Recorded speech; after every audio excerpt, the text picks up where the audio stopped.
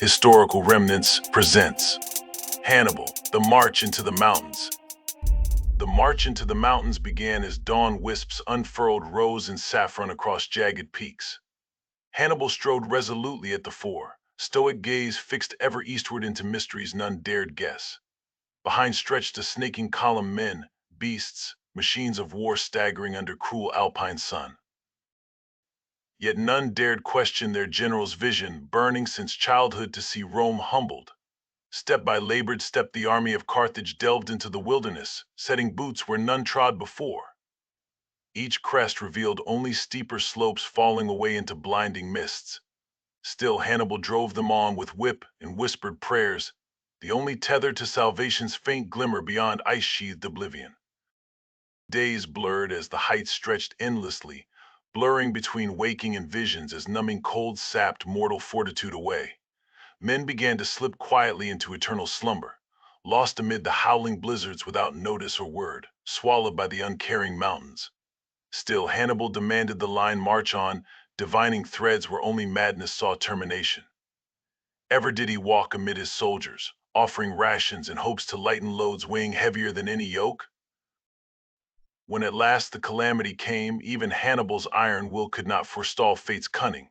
One of the great war elephants, maddened and blinded beyond reason, slipped upon an unseen precipice and plummeted shrieking into the abyss.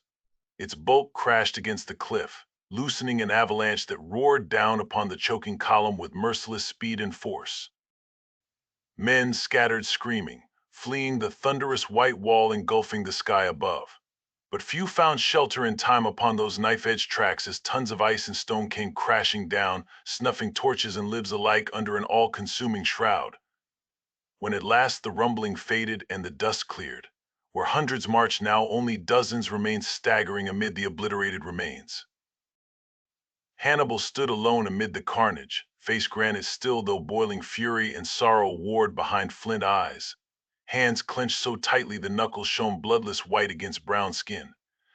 For a long moment he regarded the butchery, then threw back his head and bellowed his anguish to the uncaring mountains, echoing the soldiers' final cries. The way ahead seemed lost, yet still he refused to fall. That eve, amid the ruins, Hannibal rallied his shattered forces. Today the mountains tested our resolve and found us unbroken. Each life lost shall be avenged 1,000-fold when Italian shores are ours.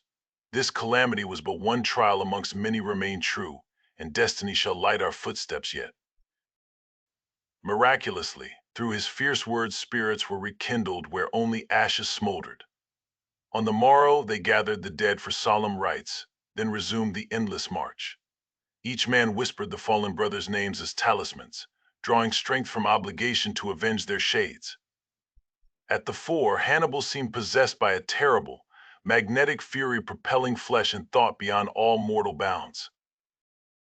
As if guided by phantoms, his unerring feet led them through ever more treacherous passes, until emerging upon a high col overlooking sunlit green vales in the distant west. And there, amid the ghosts of friends fallen, Hannibal's mighty roar rent the heaving cliffs, awakening fates yet slumbering beyond those farthest folded peaks. Vengeance's fires were rekindled, destiny glowing golden on the opening of the horizon before them. With the Alps now behind them, Hannibal led his battered army into northern Italy. Though greatly diminished, their indomitable spirit remained resolute. Word of their crossing had spread like wildfire ahead, igniting feelings of awe, fear, and defiance among the people they encountered. Slowly they made their way down from the high passes, guided by shepherd folk who saw in Hannibal a figure both of legend and flesh. Men and beasts alike savored the comforts of open pastures and orchards heavy with ripe fruit after their ordeal in the mountain's maw. Yet for Hannibal, no pleasure could assuage the twin fires of vengeance and fate still burning within.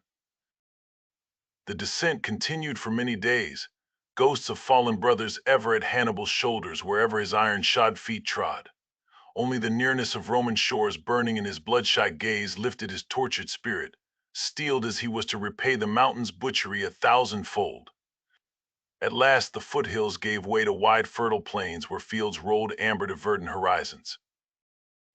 There amidst the rich farmlands of the Po Valley, Hannibal halted his legions, readying the trap he had followed through ice and shadow for long cycles of preparation. All around, word of the ghost's arrival ignited panic like wildfire. It also drew fascinated delegations come to parley or pledge fealty where none had dared before. Hannibal received them regally, sacrificing solemnly to appease the shades calling his every move. The stage was set, destiny burned clear before them, born on currents unleashed since childhood's vengeful forging. Hannibal had brought his few thousand, crossing a wilderness deemed unconquerable. Now nothing could stand between the armored phantoms and Italy's very heart, a gift waiting only for vengeance's hand to be grasped. The drums of fate pounded ever nearer, shattering Roman certainties once thought eternal.